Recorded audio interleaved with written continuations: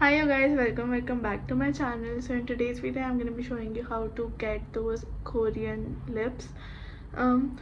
Now it is your choice to keep them matte or glossy. I'm going to show you the both the ways.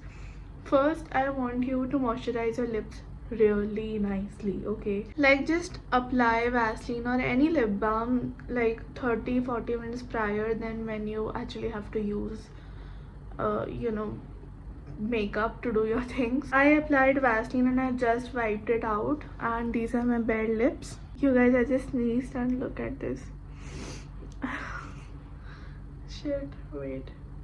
Now the first step has to be take a beauty blender or a brush from which you have completed all of your makeup, or if you didn't do any makeup, just take a brush and then put a little bit of concealer or a compact powder. Compact powder is also very effective.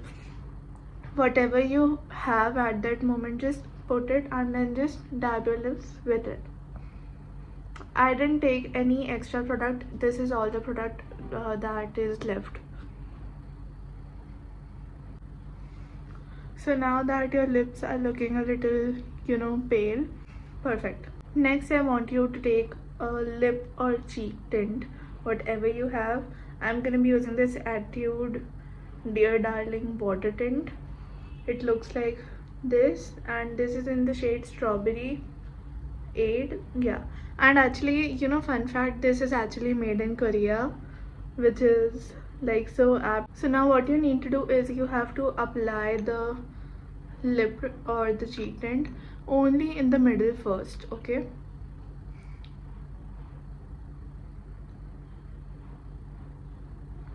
And now just blend it quickly.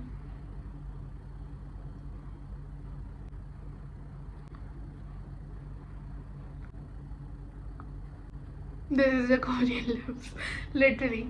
So now I don't like it matte. I usually like it glossy because tint, it just gets in every single crack you have. It is literally impossible for a tint to look flawless on the lips, in my opinion.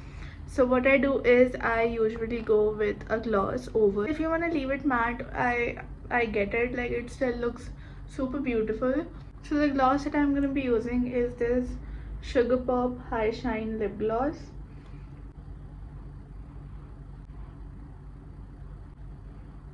And then that is it. Like, look at this.